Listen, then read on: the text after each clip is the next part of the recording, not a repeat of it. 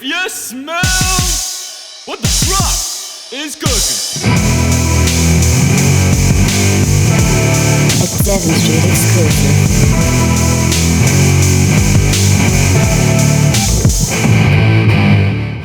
Jack Shephard, welcome. How are you, mate? Great. Good? Great to see you. It's actually amazing to be here. I was pretty amped this morning driving here. You know what? Usually I'm a little bit like if you're meeting a guest. Obviously, if you're meeting someone for the first time, it can be a little bit you're a little bit nervous and everything. Especially if they're rocking up to your house and you're doing a podcast with them. You've never met them, so you're like, oh fuck, like is the house clean and everything? Yeah. But I'll have you know that I did still clean the house for you. No, it is very clean. But like you were saying, it was more on the amp side rather than oh fuck, I'm nervous. Like have I done my research and everything? But like I said before, I've cleaned the house for you. Don't worry, I've done my research of what we're going to talk about today. Is there a Wikipedia page For me? Yeah, Sick. yeah. Of course there is. Awesome. Why wouldn't there be? You know how I like to start this off. I'm so keen for this. What should we do first? Your favorite WWE wrestler, or do you want to give me your gift? You tell me. We'll do the gift, All right. I reckon. So for everyone listening or watching, Shep has actually taken the initiative. He's a very, very giving guy. He's a caring guy, very empathetic. He's taken the initiative and actually brought me a gift.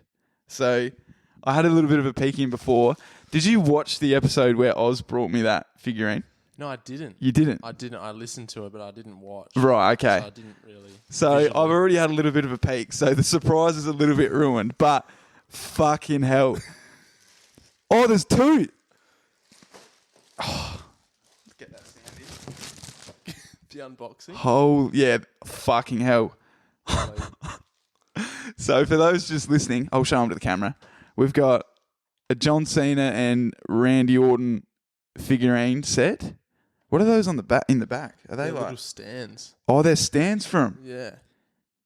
Yeah, I know. I went all out, mate. And then there's another box There in might here. be another one in there.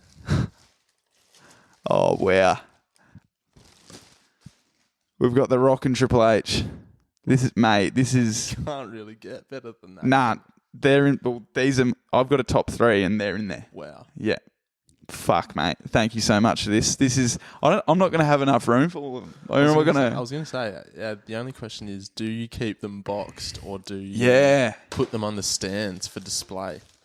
Fuck, man. I don't know. Like, well, 2 weeks ago when I had Harry and Oz on, and Oz brought Kurt Angle in, we were like, fuck, we could just make like the coffee table just a full Royal Rumble. Just like You should buy the ring.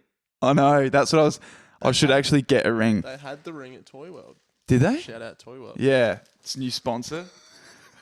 Toy World, where the best toys come from. Yeah. Make sure you get down to Toy World and Down to Toy World. get some figurines, mate. I'm so very, Enjoy 'em. very, very grateful for them. They're like we were saying before. It'd be a great idea to actually have and I mean we can get into it a little bit after about how obviously you do your podcast for work and everything, and how you've started a bit of a trend of the guests coming in and bringing a little memento to that signifies the episode they come on and whatnot. Nice little conversation starter. We've got a little in the podcast studio at work. We've got a little wall of fame that we've That's so started good. collecting little bits and pieces from different sporting teams or athletes or What have been? Give me the two of the best. What have people brought in? Two of the best. There's some old like vintage sporting cards, like the old AFL sporting. Oh yeah, that's good. What else is there? Well, actually, my boss Ben, he brought in his old triathlon suit. Really? Pin that up. Questionable, but I mean, it's a good talking Blood, point. sweat, and tears in that. The wall is a little bit controversial. Yeah. One of my favourites is the old Lance Armstrong US Postal Service jersey. Wow. I love Lance. I don't agree with what he did. You're a cycling head. You're an absolute cycling nut, aren't you? Huge cycling nuffy, but Yeah. no, it's good. I think it's a nice little, as I said, conversation starter, and you can remember. I better put them on the table, eh? Remember the time that Well, I can't really there because they're not going to be able to see him. But No. I have a feeling I'm going to. featured in the next episode. Yeah, absolutely. I need to work out where they're going to go. You know, I need to have them on display. Yeah, I hope Yeah, so. that is an important part of what you've Maybe what we're doing. I reckon. with Kurt already sitting there, you could sort of change the theme each week. Yeah, Maybe there's a new match each week. yeah, the matchup. Yeah. And that could be just like a talking point. Like, Yeah. we can match Kurt Angle up with The Rock and say wins. who wins. Yeah. The pros and cons of both. Anyway. We'll fucking stop talking. Well, actually, we're not going to stop talking about wrestling because No, we're I not. have to ask we're you not. your favorite WWE wrestler. I like to try and guess. Okay. This is I don't think you're going to guess this one because it's so left field. okay. So left field. Right. Okay, what I'll ask first is it, would you say that this wrestler is like a high flyer or are they more of like a brute? Brute. Yeah. Oh, I know now. I think. Really? Is it Stone Cold? Nah. That's not there. It's not left field, I guess, is it? But I it's do not love- Stone Cold. I do love the Texas Rattlesnake, but Fuck, man. it's not number one. Okay. Yeah. Just tell me. It's Kane. I know. Wow. I know. So he was actually your favourite. my favourite.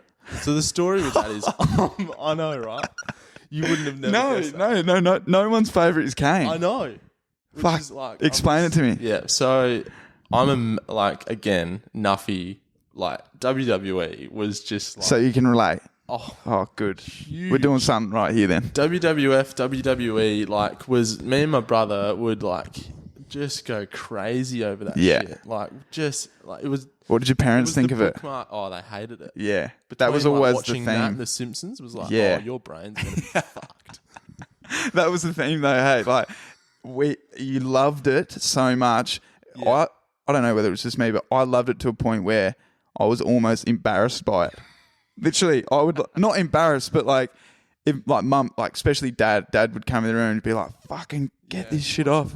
Yeah. But it's so good. You don't he's not there watching it every day. Yeah. He's like, you don't understand. Yeah. So sorry, I interrupted. Kane, No, it's why? just I just had this fascination with masked wrestlers. Yeah. The likes of Rey Mysterio and my brother was a massive Mankind fan. Oh yeah. And so there was just this weird fascination with people that were mysterious. Yeah. And I was always favoured towards the likes of The Undertaker and Kane and the sort of the baddies that you were oh, they're gonna just fuck shit up. Yeah, literally, as soon as they rock up, Yeah, it's over. Everyone's dead. Yeah, yeah. If the lights go out, The Undertaker's Yeah. gonna ruin you. And everyone, they all knew that. Yeah. Yeah. The wrestlers, they all knew it. They were fucking Yeah. petrified. And I was it was weird though because I was so scared of Kane. Yeah. And then there was obviously, you would remember, but for the people that didn't follow WWE, there was all these stories about him, but for a lot of years he was this masked athlete or wrestler. And then there was this this match they did, and it was if he lost, he was going to be unmasked. He had to And take he the was mask just off, this, yeah. gross human. Yeah, yeah, I mean, yeah. he's probably a great guy, but he was a pretty gruesome looking But dude. the thing was, I've watched that back many a time. Lots of The unmasking, when he actually takes all the mask comes off, the makeups. So the makeup and everything they've done to make him look scary and everything. He pretty much. So his whole gimmick is that it's fire. Yeah. So when he comes in the Big ring, red machine. yeah, the big red machine. So his gimmick is fire. So when he comes in the ring and how he does that, Yeah. and then the fucking fire goes up. Yeah. The whole point of that is because he got burnt Yeah. on his face as a child. Yeah. Going There back was so over many this is stories, fuck. wasn't there? It was Yeah. Car accident. Yeah, It was yeah. yeah. His face got burnt. That's why he wears the mask because he's absolutely hideous. He can't ever take the mask off. That whole trend. Yeah. And yeah, but then he lost the match. He had to take the mask off, and then from there on out, he was unmasked, Kane. yeah. But then it got to he went through a bit of a phase Came not back. so long ago where the mask came back. I didn't follow the storyline there. Fucking completely lost me. But yeah, like I definitely understand. I completely understand the whole. Yeah. I never was like that as a kid. The whole mask thing didn't really interest me. Yeah. I didn't. I guess I didn't understand or I just didn't. That point didn't hit me of like, oh, it's fucking just really interesting that they're wearing a mask. Like, what's going on underneath that thing? Yeah. But like, mate, like as a whole, WWE was, as I said, it was just like I like when I reflect back on my childhood, it was just the nucleus of yeah, that sums it up. Like Royal Rumble was like that. You just set that day aside. yeah, It was just like, Mum, I'm not doing my weekend jobs today. and Rumble's you know on. what's crazy is like when I set this podcast up and I was looking for, I guess. I didn't just want to start the podcast and it not have something that's unique about it, or like a cool angle, or something that everyone is nostalgic about and can relate to.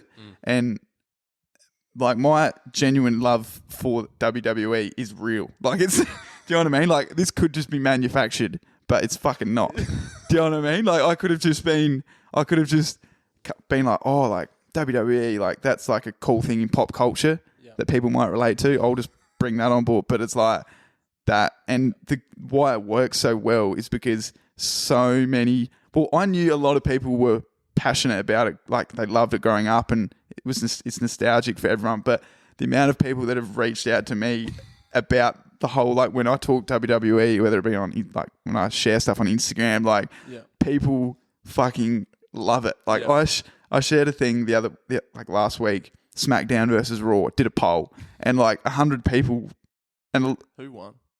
a SmackDown. Really? Yep. I think That's a whole nother can of worms, isn't it? Yeah, sorry. But yeah, I feel like, and to be honest, like I wouldn't have picked you as like someone that loved WWE. And that's what I was going to touch on, and no doubt we'll dive into it. But we obviously went to uni together, and I feel incredibly disheartened and like robbed that we did. that we didn't chat through that. Yeah, that's my next thing, because like I want to talk about. I think it's important to sort of establish, I guess, how we met and everything. And I was thinking of it yesterday when I was doing up a bit of like a run sheet of what we're going to discuss today. Like how we actually met, and it's probably sums up your, I guess, personality a lot as well. And it's just weird because I remember it. I was wearing a new pair of shoes, and you said they're fucking sick. Like I really like shoes, and that was the first thing you ever said to me. And it's just weird because that's what I remember. Like a lot of times you don't actually remember the first time you met a mate or whatever, or something they said, but I remember that so vividly for some reason. Just because it was a great compliment, I reckon. But what were the shoes? They were just like a pair of like white Reeboks.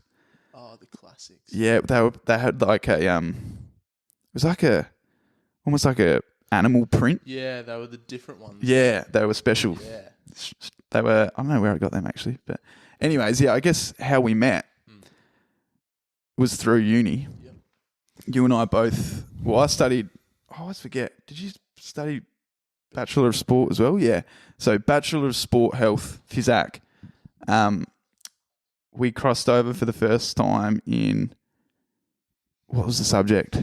It was that one with Dr. Sam Elliott. Shout out Dr. Sam Elliott. Yeah. What was this?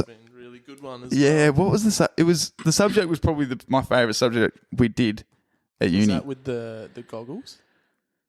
Nah, it was where we had to create the event.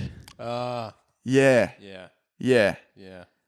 Fucking, what was the subject? It was large. Must have been important. Jeez, I can't even remember. It was, So, long story short, the whole point of the subject was for us as a class to build up to the end of the term and run like a sporting event. Also, the event was like an AFL Nines carnival for school kids. That's right. Yeah, and so we just pretty much drew out of a hat what our role was going to be within the team. I landed a pretty good role. I was like the coach, the sports coach. So got to like go out to schools and pretty much just like run Auskick clinics and stuff. Beautiful. Whereas when you like, what did you get? I forget. Can't you remember? Yeah. Wasn't that important? That awesome that I can't remember. Maybe that's why I enjoyed that subject so much, because it was just like I actually got to do what I was semi-interested in. That's probably why. I think I sort of had some kind of logistical role. Yeah. Oh, no, that's what it was. It was health and safety. Oh, yeah. Holy fuck. Yeah. pretty Risk management looking back. plans 101. Looking back, that's If you need like a risk management plan, hit me up. yeah, fuck. Looking back, like drawing the short straw in that subject would have made it so much more shit. And we had like 4 people drop out. Yeah. It was like, there was. Yeah, we were severely underpersoned, weren't we? Yeah. Yeah, so there was like people that had to take on extra roles. Yeah. Yeah. Fun. Well, actually, yeah, because we had 2 sports coaches, and the other coach dropped out, so it was just me. So I got like a bit of like special treatment at the end of the year. I was sorry, at the end of the semester. Yeah. That was perfect for me as well. Like perfect excuse to fall back on. 100%. As a part of your review, I felt a little bit unsupported. Yeah, I was all on my But I own. still achieved the task to the best of my abilities. So they're like, "Well done, credit." All things Oh, my considering, best grade ever, credit. How good. Rob. I would have thought. So that's how we met, isn't it? At uni, that was probably like 2019. Shout I out dare Deb say. Agnew as well. Yeah, shout out Deb if you're listening. We love you, Deb. I guess I was going to talk about. I could talk about that at the end, but what does? I mean, because a lot of people listening to this, and like people by now, because we've shared on Devon Street, we've collaborated on different ideas. They know you as Jack. He runs 21 Run Club.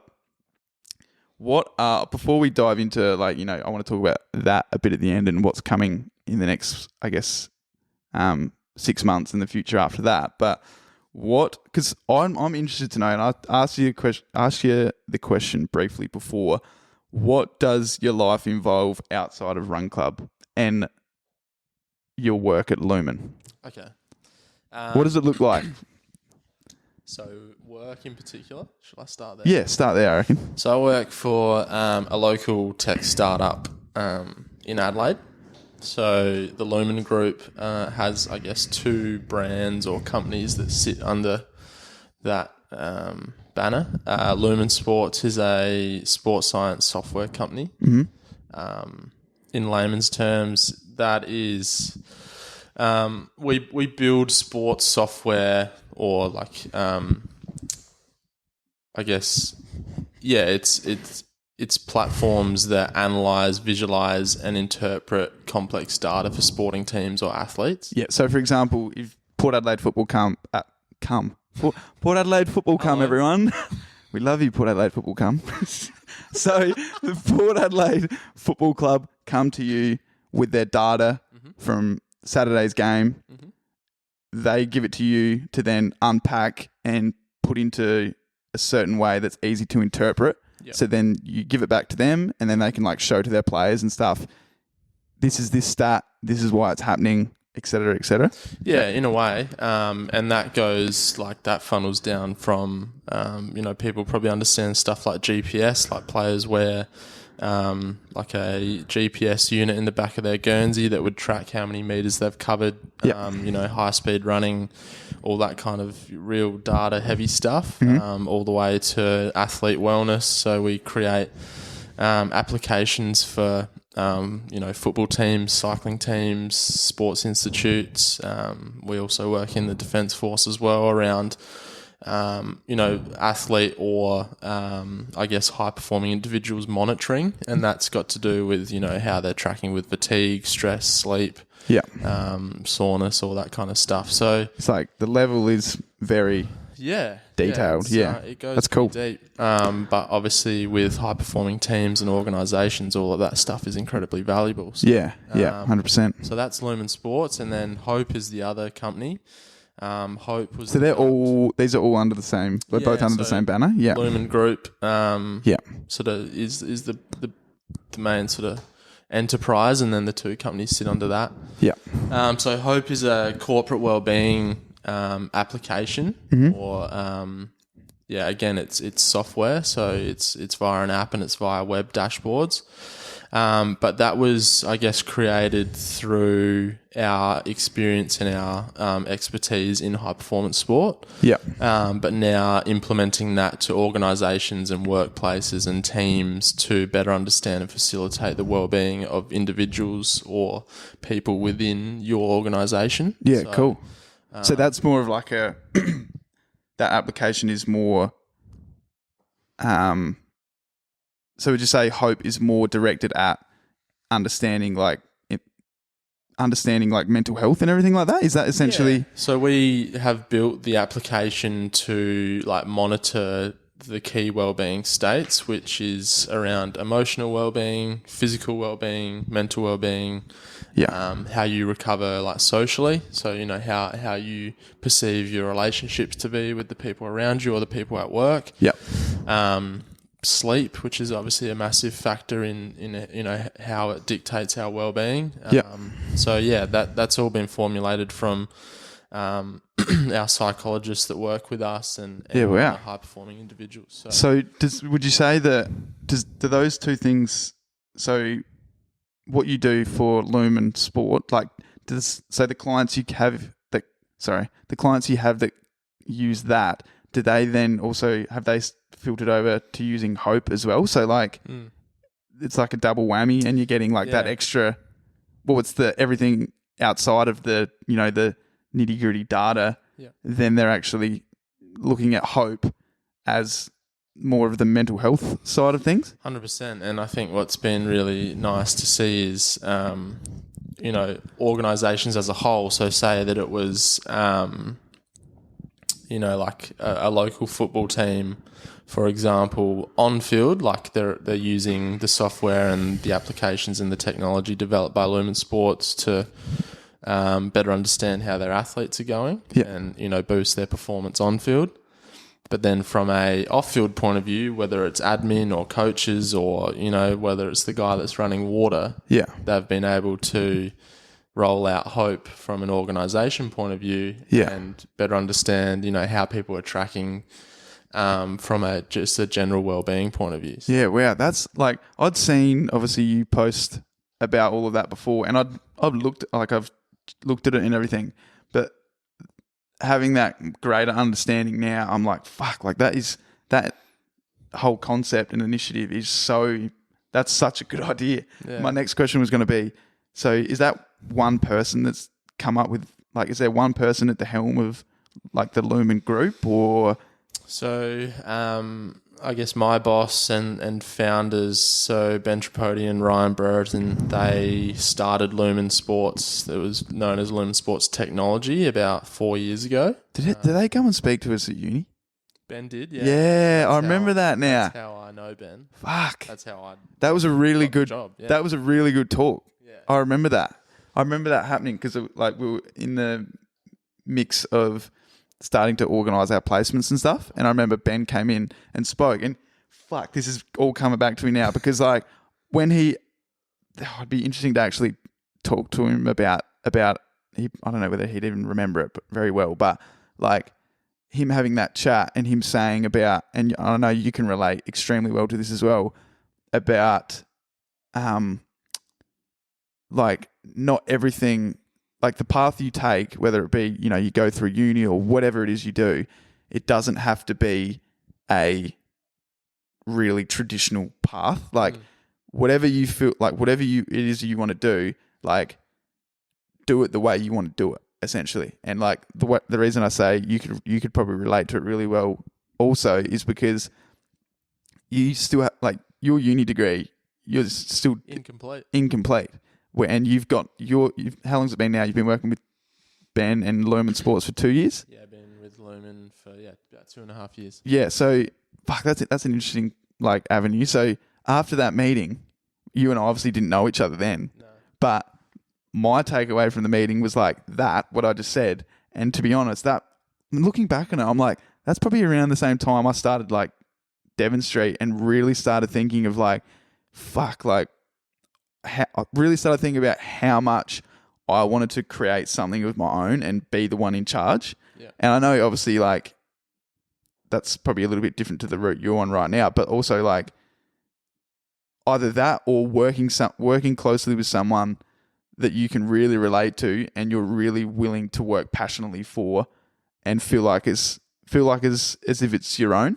If that, do you understand what I'm saying? 100%. I think like that's why I've enjoyed my work so much for the years that I've been there, and can relate to Ben, because like he finished a couple of different uni degrees, but also started some and didn't complete them. Yeah. And he's a massive advocate for uni's not the be all and end all. Yeah. And I mean, that's another conversation as a whole that we could go into. Like there's so much pressure put on us, whether it's from a high schooling point of view or tertiary ed point of view. Like, this is the path. It is the be all and end all. It's conventional, and it's Yeah. like, this is what you need to do to be successful. It's like, we'll define success. Yeah. Fuck. We're hitting all the points today. That's literally everything. Like the bulk of what I want to talk about. So, I guess we could probably move into it now. I want to talk a little bit because, like I mentioned earlier, like a lot of my audience, like they would know you as 21 Rug Club, Jack. I want to talk a little bit before we dive into, what 21 Rug Club is and stuff.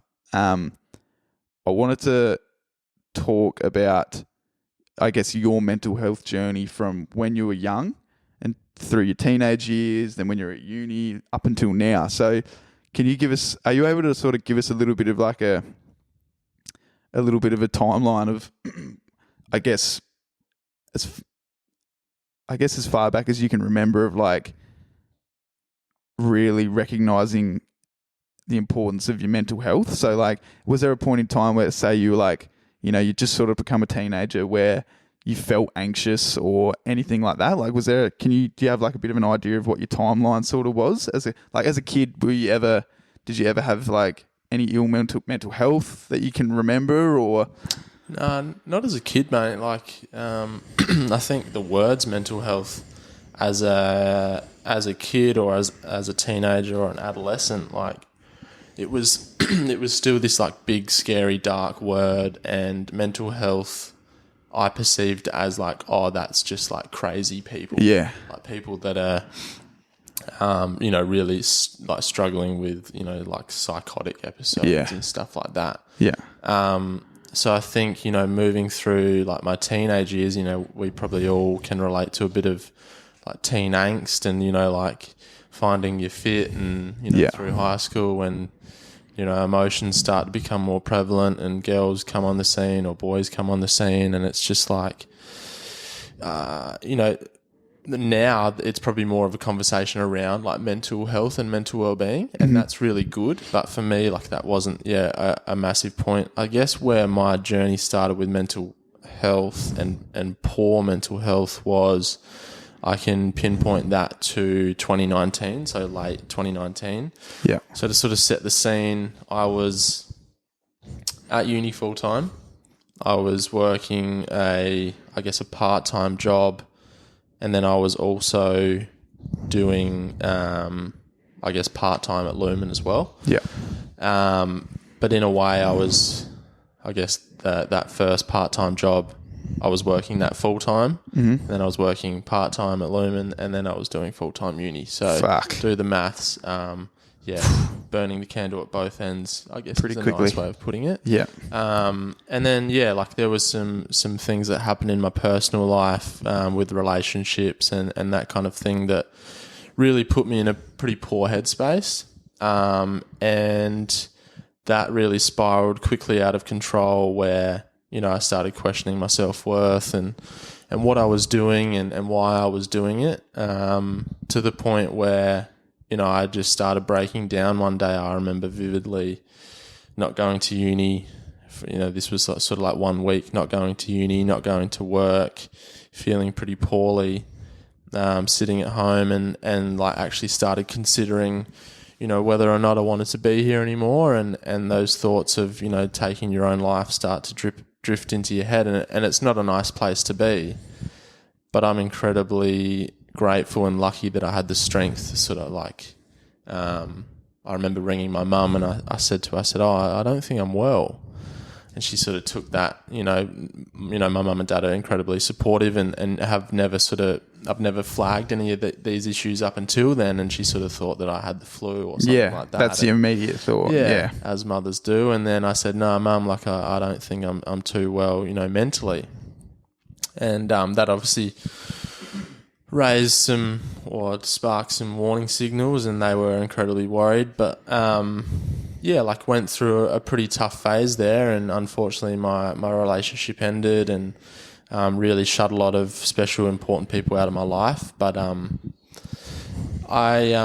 that's sort of how I dealt with it. So, and I was lucky enough, as I said, to seek some help, and went to my GP and spoke about how I was feeling, and worked through some things, and then started to see a psychologist and develop some strategies how to better sort of implement the ways to deal with, I guess, what I was diagnosed, which was anxiety, and then some depressive states sort of came with that as well. So that's sort of where my mental health journey really started.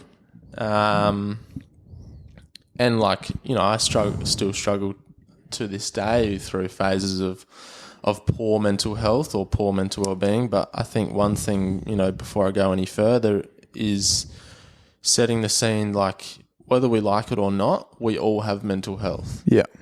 And understanding that we all have mental health, but not everyone has a mental illness. Yeah. And we all we all deal with, and we all cope with our mental well-being in different ways. Yeah. And that's about understanding what works for you. I guess that in a nutshell, mate, is my mental health journey. Yeah. Well, I guess I was trying to think of like questions, because obviously I've heard your story before. It's great to hear it again, obviously. And there'd be people that listen to this that would be hearing it for the first time. So like, thanks for sharing. I wanted to sort of like go on from that. That was obviously the first question I wanted to ask.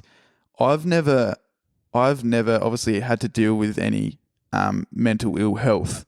I've been fortunate enough to date. So it's probably over the last 2 or 3 weeks, probably 3 weeks, that I've actually, because I've been in such a good mental state, and I'm this is the happiest I think I've ever been. Like, and well done, mate. Yeah, and like I'm noticeably, and I probably put that down to being so aware, so self-aware, and actually taking the time out to become more like empathetic and mindful of other people around me and everything else that's going on. And it's gotten to a point where I'm like, fuck, like everyone always says you should go speak to a professional, even if you're at the peak of the way you felt mentally, go speak to someone. And like, I've literally, like I was saying, like over the last 2 or 3 weeks, I'm like, fuck, I really want to book in and go speak to someone, because the importance of that, say for example, down the track in a year, 2 years time, however long it might be, if I'm not feeling great, I can go back to the person that I've spoken to, and we can go over the way I felt, and I guess the reasons why I felt so good, and then sort of relive that, and then I can compare. If I am in a bit of a valley of mental ill health, I can look back in that and say, okay, like what's changed in my life? Like, have I got any bad habits that have crept in and stuff? Does that make sense? And stuff like that. So actually in short form, going, like, I'm really interested in actually going to speak to a professional right now. Yeah. And I think that's an important message to sort of get across as well, because like everyone always just thinks that you should go speak to someone when you're feeling your absolute worst, which is true. But I think it's important to actually advertise the fact of going to speak to someone when you feel really good. Yeah, as well. Would you agree? Would you agree with that? 100%, mate. And like, as you sort of reflected on, it's equally as important to understand, and I like the fact that you use the word self-aware. You know, why is it that I'm feeling good, and what are the things that are working for me or serving me at the moment? just as important as, what are the things that are not working so well or not serving me at the moment. Yeah. And reflecting on that. And yeah, like, as you said, using someone, whether it's a professional or being more open with a really close family member or friend about your mental well-being is really important, because unfortunately mental illness doesn't discriminate. It can affect any of us at any time, even if things are going super well. And I think we've there's a lot of people that can relate to that. Unfortunately, just because of the way that the media is, we reflect on people of status that have struggled with mental illness can sometimes be the happiest people from the outside. Yeah. Not so much with the demons that they're dealing with on the 100%. inside. I guess the leading on from that, like the question I wanted to ask next was, speaking to, like, because I actually haven't been yet, I plan to go really soon, hopefully. Speaking to a professional, and I feel like this would be helpful because obviously you've done it and you continue to do it. People that are listening that might be nervous to go and speak to a professional, or are in the same boat as me, like they might be looking to go speak to one and they're feeling good, whatever someone's situation may be. What can someone expect to go and speak to a professional? That's probably a question that I'm obviously really interested in, but I feel other people might be interested in as well. Like, so what is the setup? Like, you obviously book in to go speak to someone.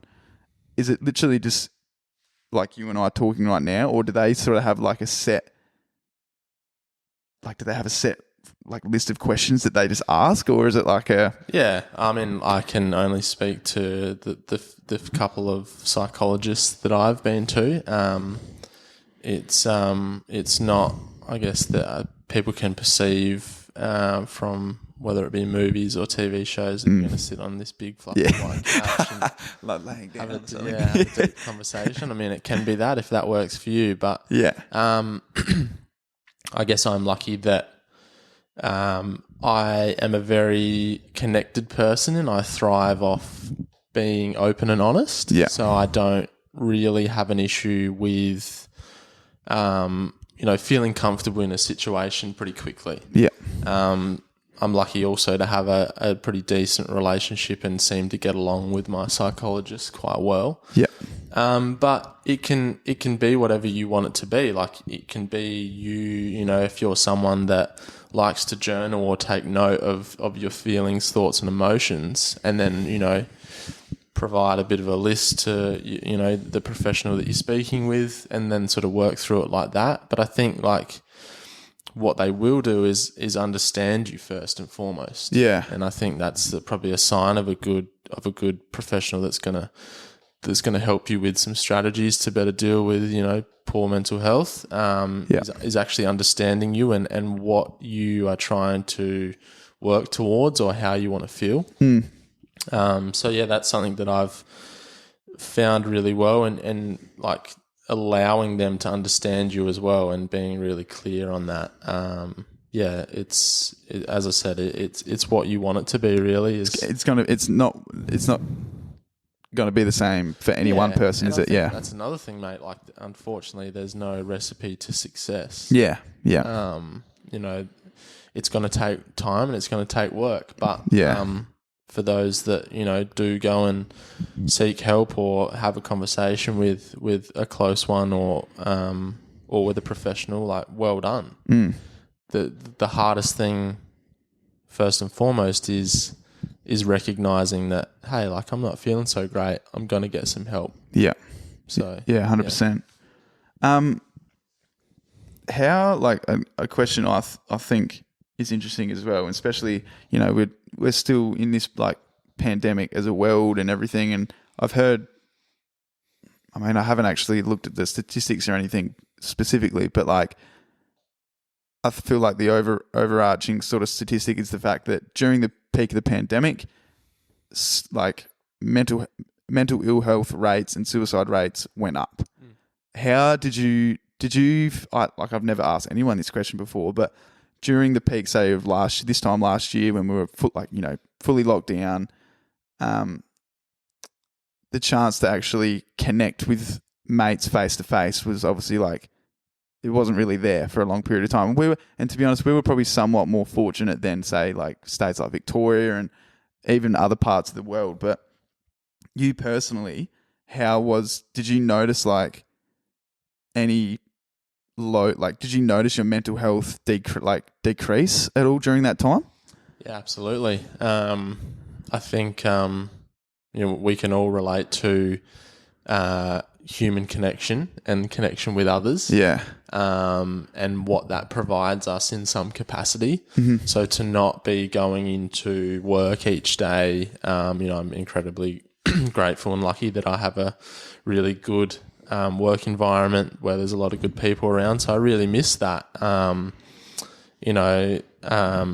Missing catching up with friends or going to the coffee shop on the weekend or playing sport, for someone like yourself, like we really missed that, there was a void there in our lives. I think for me, mate, like I was lucky in a way that through that time, like I was going to see my GP a bit more to deal with sort of, more acute, like mental illness sort of issues. So I did seem to deal with it relatively well, but I do remember, like I've got a lovely group and supporting group of friends, and we did, it's just about, I guess, being nimble and adapting. We did, like bingo on Zoom and quizzes on Zoom and stuff like that, and it's just about trying to leverage the things that we've got. What's there, yeah, for sure.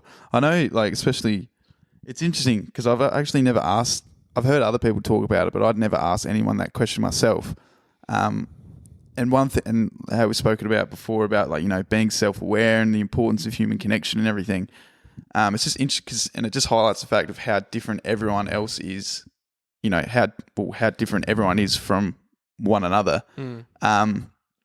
And how they deal with, their own mental health overall. But like me, for example, like I've really noticed, especially this year, like I've always been, my mates and obviously my family, like they're literally, and it's obviously like, rolling out cliches. It's my favorite thing to say on this potty. Fucking more cliches. How good. But like how important your friends and family actually are. But then also in saying that, like I've learned a lot about myself this year just through being self-aware of like how introverted I can be as well and how much I'd love being on my own.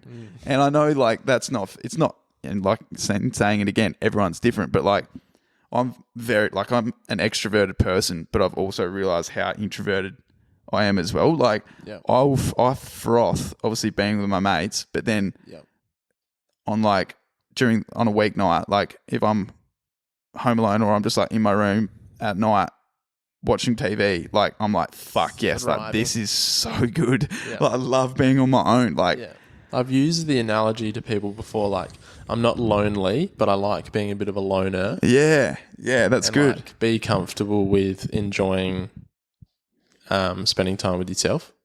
Yeah, and I think it's important because like, I mean, I've never been through it myself, and I think that's a good point to talk about, is because I've never understood mates that have been so reliant on like whether like and a main one is like having a partner. Like I've got mate, and we all have mates that are very reliant on having a partner, and like I've never had a partner before, so I think that's a lot of the reason as to why I'm like, I fucking love being on my own.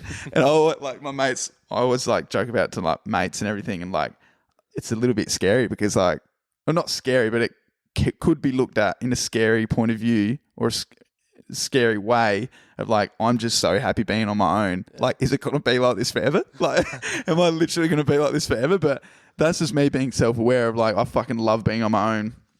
But I also love being with my mates so much. And I guess like we can talk about it from like a, relationship point of view, whether it be like, whether it's with a boyfriend or a girlfriend or just with the mate, like that's also made me realize how important it is for me to be or it start to become more like vulnerable as well. Because a year or two ago, I'd look at it as like, oh, like, look at me, chest out, love just being on my own.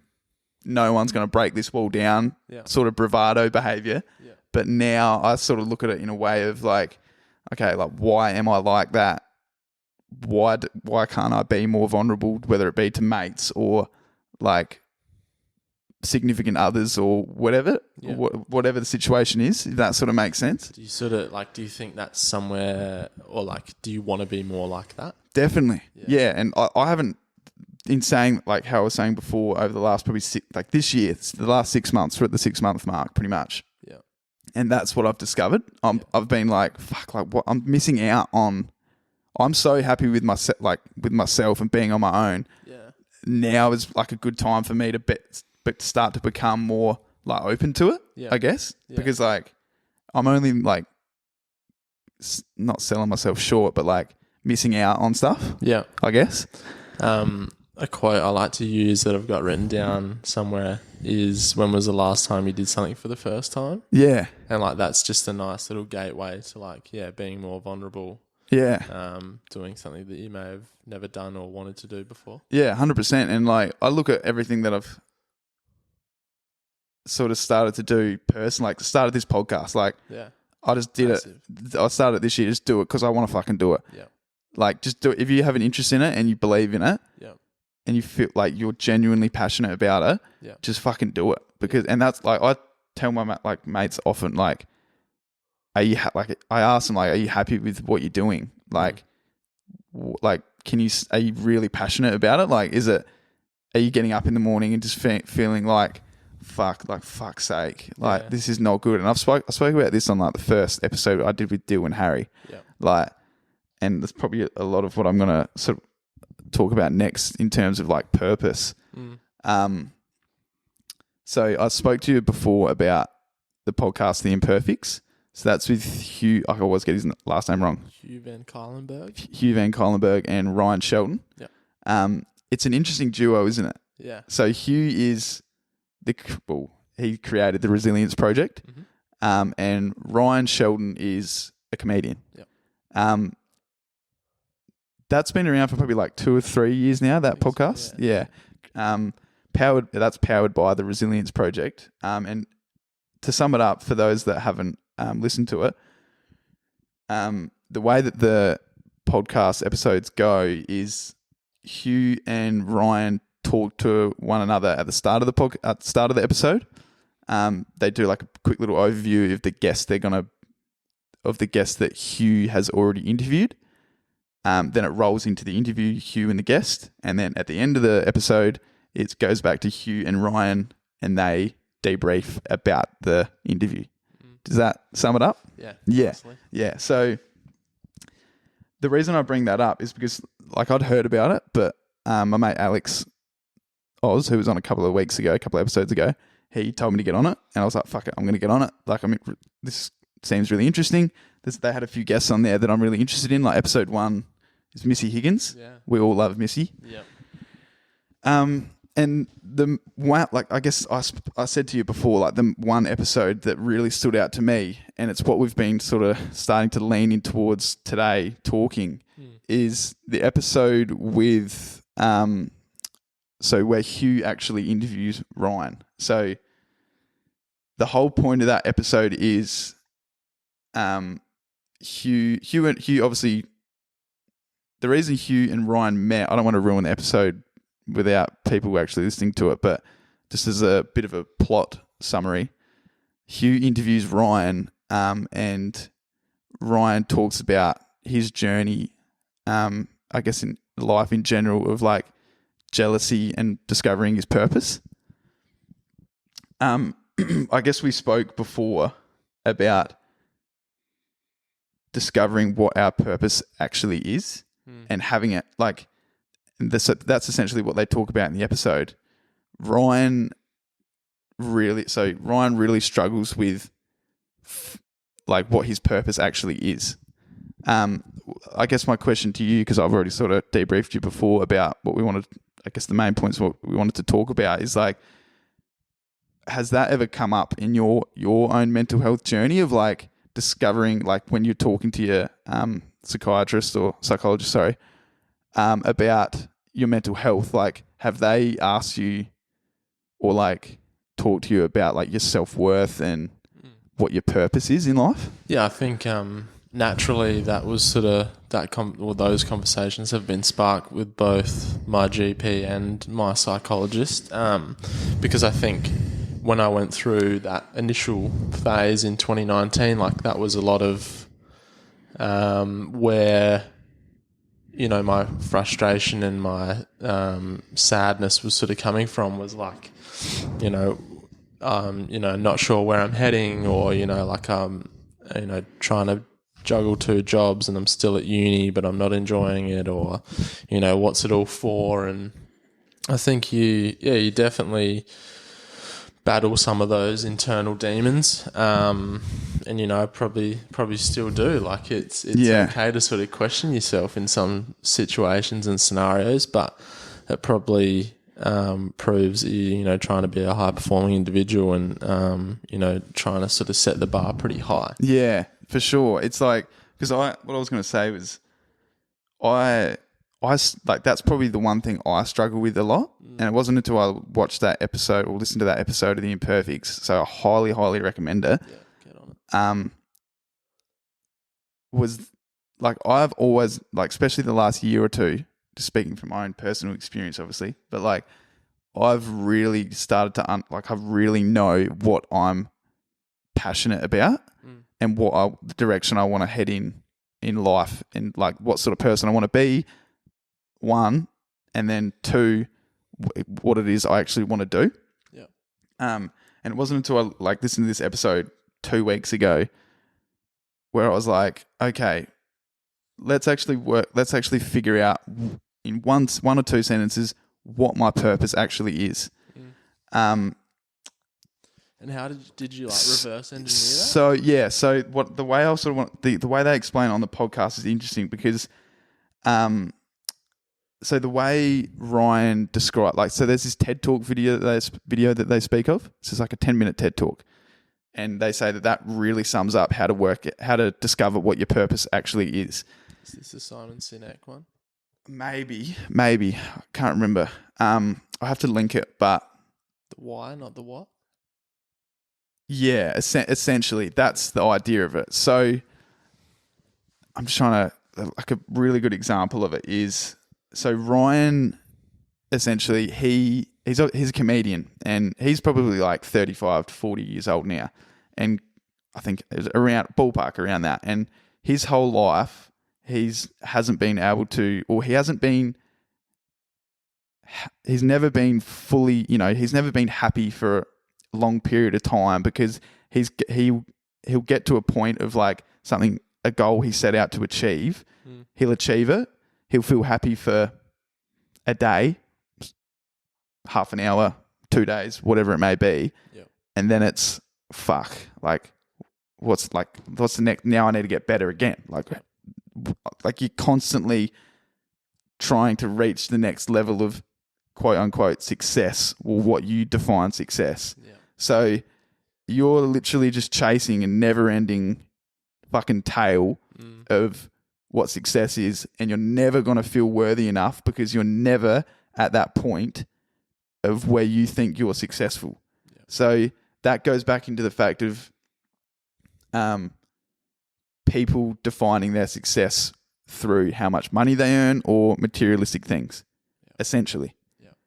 And so what Ryan's ultimate goal was growing up was literally having a comedy show that's written by him and he stars in.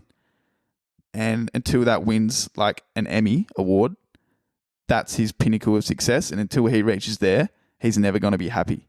So can you see where I'm getting at in terms of like his self-worth during his whole fucking life until he reaches that magical destination? Yeah. He's never going to be happy with where he's at, because where his mindset is at isn't where it needs to be. Yeah. And does that make sense? 100%. Yeah.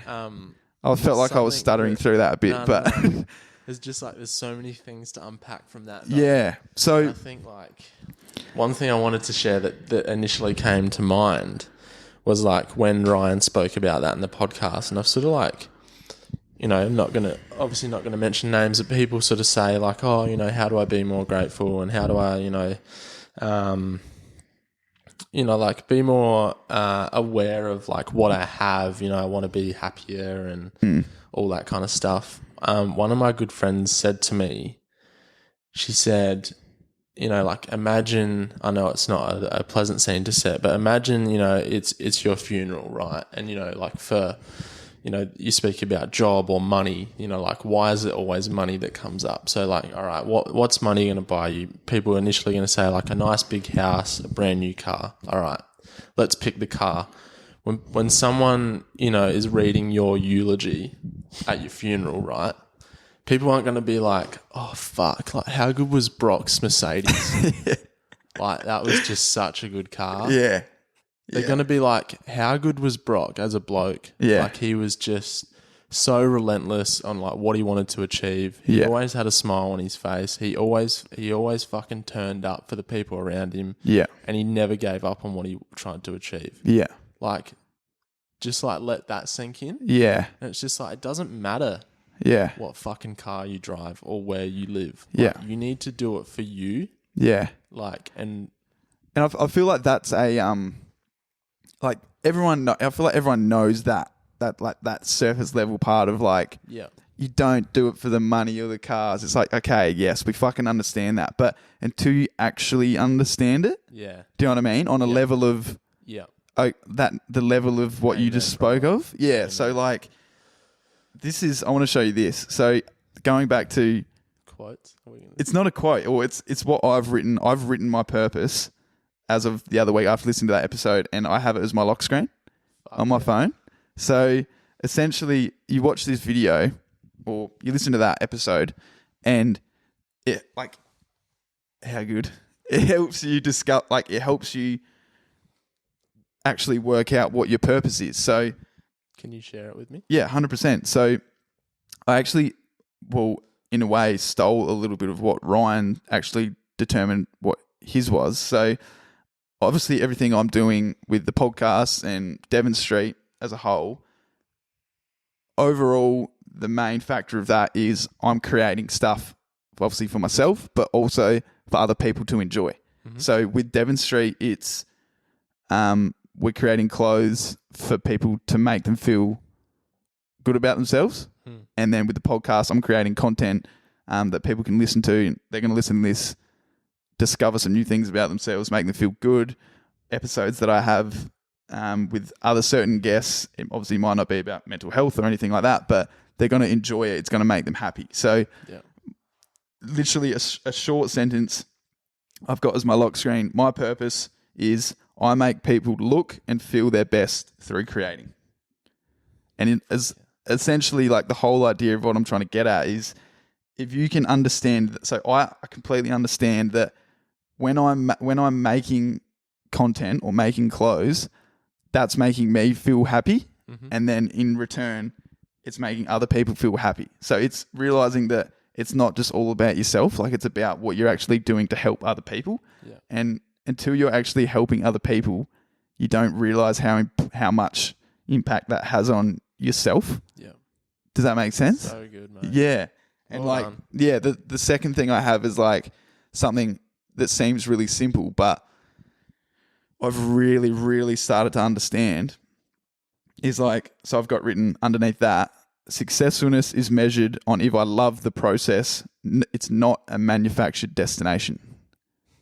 And like people always say like, oh, like, you got to love, like enjoy the process of what you're doing. But until you really fucking understand that, like, yeah, it was only probably 3 or 4 weeks ago that I thought of that, and I just wrote. I was in bed. I sent it as a Snapchat to a few mates, and it was like I said to him, like, this is blowing my mind right now. Like I genuinely understand it. Yeah. Like until you actually until you feel that, it's like fuck. This is like what I'm supposed to. Yeah, and like obviously everything that I'm doing with the podcast, Devon Street, going back to like money is what, is gonna, that money is what is gonna determine what your success is etc., etc.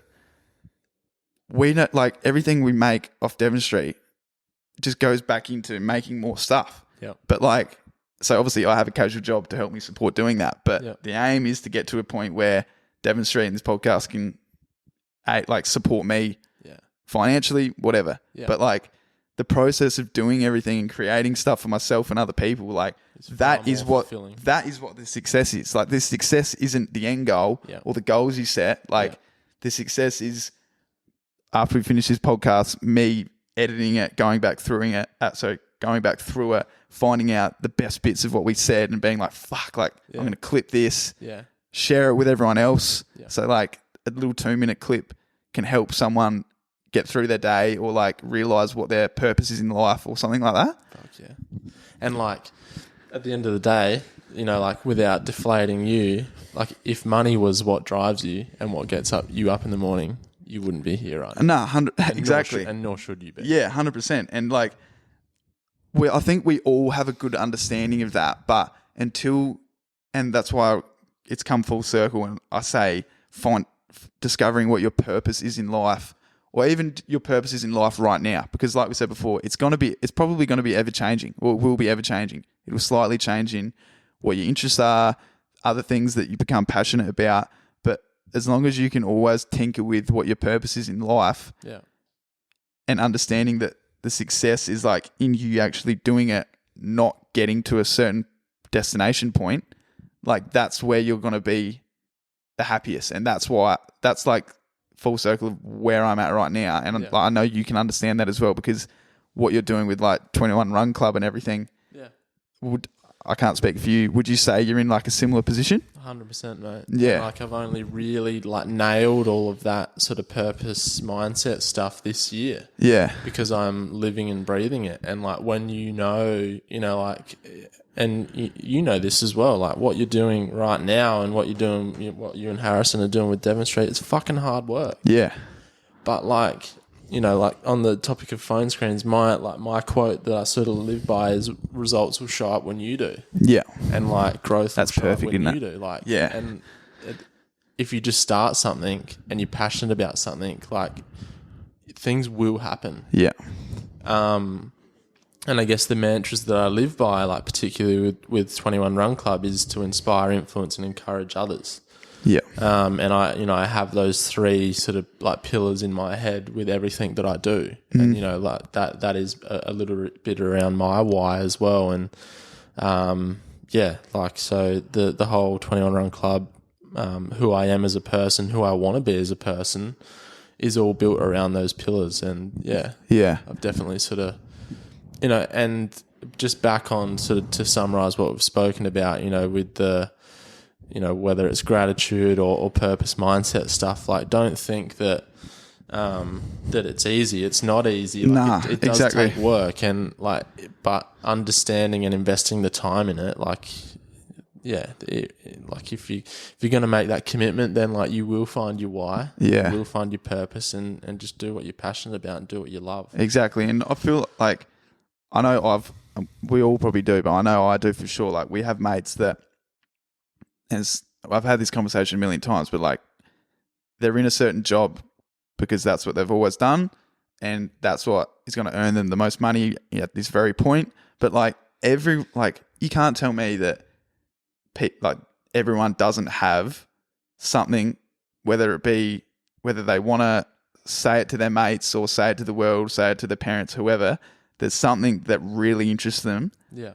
That they could have a crack at. Yeah. But because it's going to completely rattle their cage financially and everything else, they're too scared to give it a crack. Fuck yeah. Like everyone has something like whether it be a really heavy interest or like just something that they're like, fuck, that would be cool. Like Yeah. I'd be interested in doing that. Like This is everyone's so funny. got something. Like you can't say, and a lot of people don't realize that they have something. Yeah. Like till you actually take the time out to delve into, fuck, like I really like that. Like I wonder if I could do that. Yeah. There's no reason why you can't do it. Like whether it be, I don't know off the top of my head, but like this is so something. good. So I do these online sessions on a Tuesday night. You've probably seen some of the stuff I've reshared, but it's called Hey Mate. Hey, mate. Yeah, I was going to say, I've had a sus.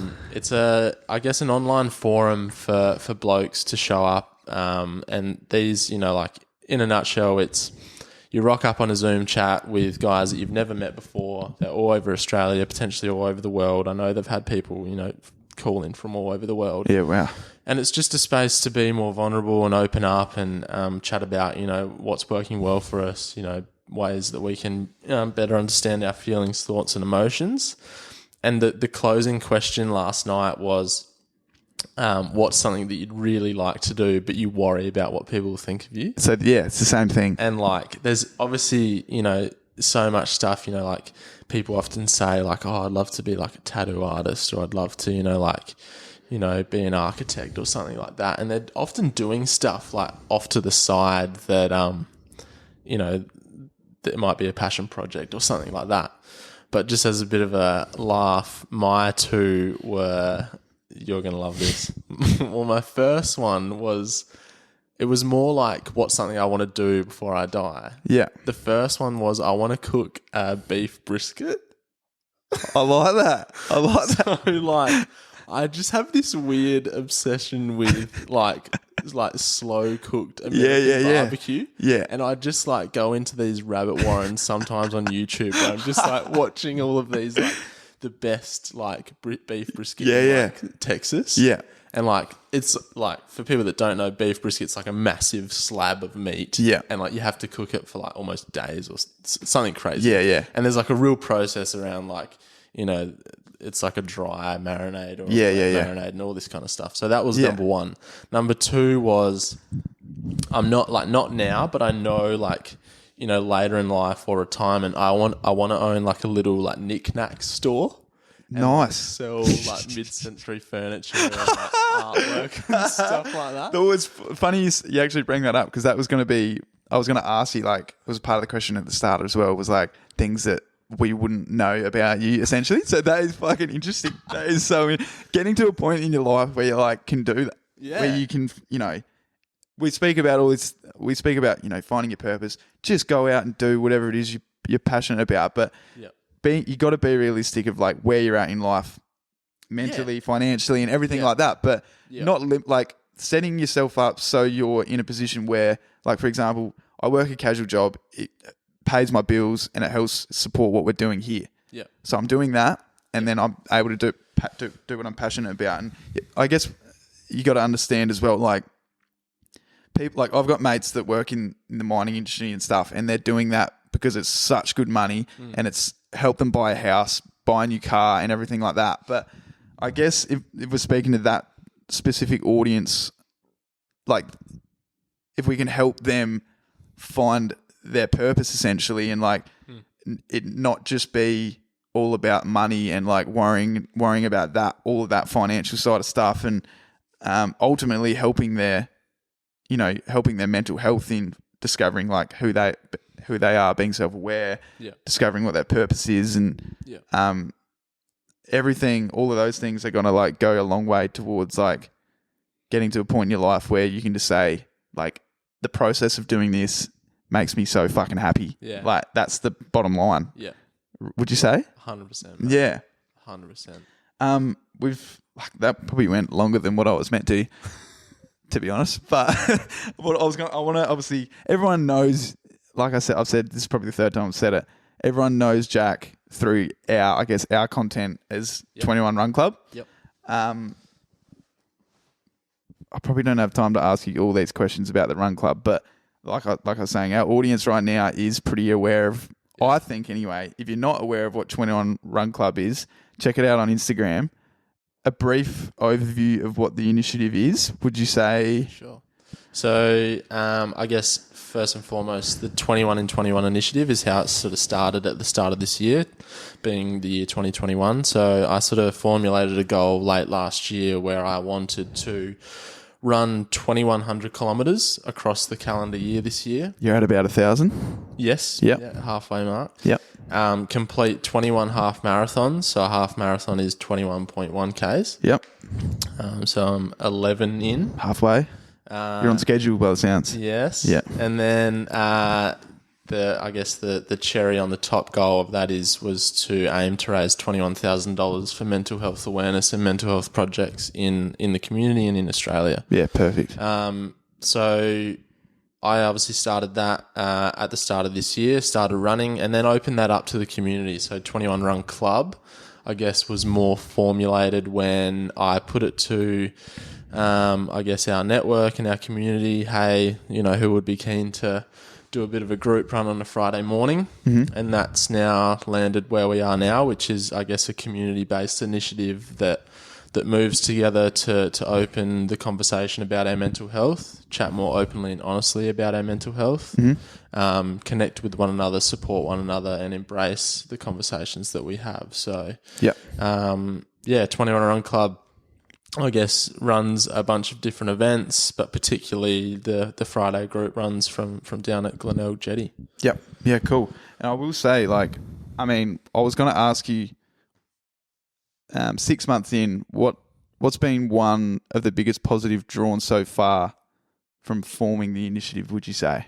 And what I was going to actually say to you, this might help trigger some thoughts, but I was going to say, if it wasn't for me reaching out to you in January this year and saying, can you help me start a podcast, or give me tips on how to start a podcast, and then you start then we started formulating okay, what can we do with Devon Street 21 Run Club? Yep. We made that fucking amazing video together.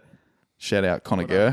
Gur Media. Mate, Gur Media. Exactly. Get on it. And when we were creating that video, actually starting starting a conversation with one another and everything, and I can honestly say, since then, and actually really starting to think about my own mental health and think about my mates and my family and everyone else. Yeah. We're having this conversation now, and I was ranting on today about mental health. Going back 6 months ago, I never would have had the knowledge to discuss topics like this, or even really, really consider my mental health and why I am the way I am. So my question to you was going to be, what's one of the biggest positives so far, 6 months in from you starting the initiative? Yeah. That's just a positive for me, by the way. Thanks. Yeah. It's hard to pinpoint one, mate. I could probably, I'll give you two. Number one is the amount of support that people have thrown behind it. Yeah.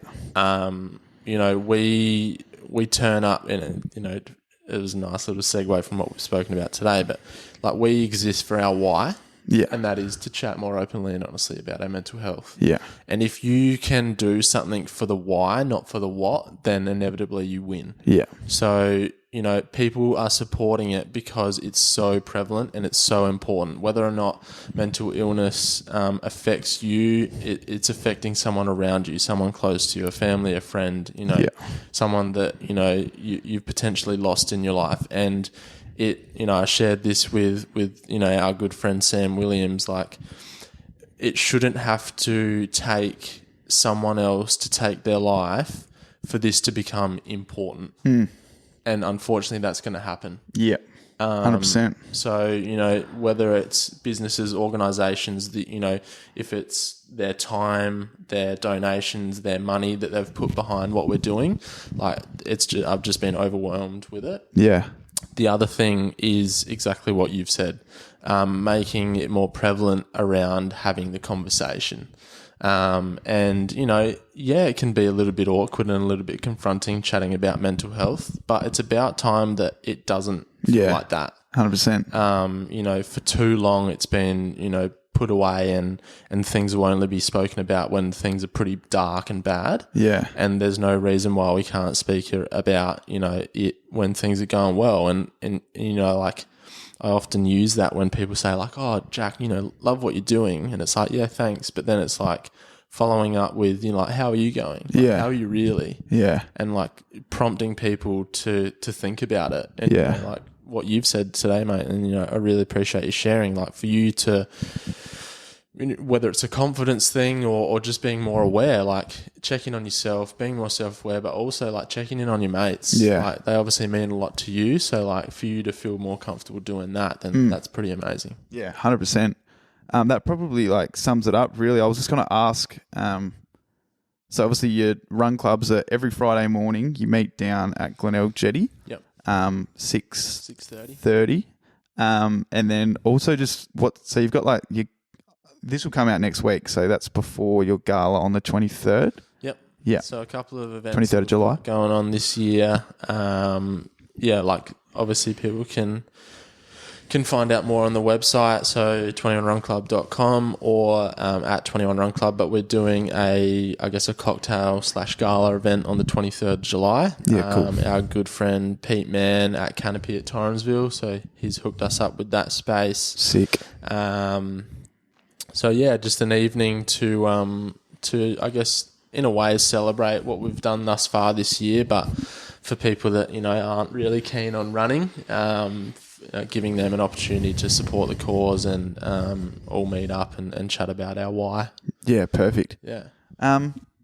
I better let you go, man. You've got to go into the city soon. This is the longest potty I've ever done, I think. But it's been fucking worthwhile. It's flown by when you have conversations and they feel like they've gone for 10 minutes and they've gone for an hour and 15. Love that. That's when you know they're good. So I guess in summing it up, I could keep asking you questions all day, mate. But summing it up, I just wanted to say congratulations on where you're at right now. And I know like I said, we only probably met properly in January this year, just through chance, really. But this first 6 months of this year, and I know you can agree. I know you would agree on it. Has been. I don't know. I feel like it's been very rewarding in terms of like obviously the work you've done and the connections you've made, and like for me to be able to be like a little bit of a part of it has been a privilege. So everything that you're doing and you continue to do, clap of the hands. Thanks, brother. Applause. But no, in all seriousness, it's been fucking, look, I guess what I want to say is like to be a little bit a part of it and to actually, be able to have someone to go to in terms of like to talk to about mental health and someone that's just consistently pushing the message. It's vital in our community and actually making sure that it gets to a point where everyone, like you said, everyone feels comfortable being self-aware and actually asking their mate, because that's where it's going to be most important. So I reckon we better wrap it up there, mate. Thanks, brother. No, I appreciate it. And obviously incredibly grateful for the ongoing support that you and Harrison have given 21 Run Club, and love everything that Devon Street and obviously what you're trying to do with this potty. It's, there's a lot of fun behind it, but you are having some really authentic conversations, and I think that's it comes from an honest place. And I think to summarise today, if someone has a conversation about their mental health or checks in on a mate, then we're doing a good thing. So thanks again for having me on, brother.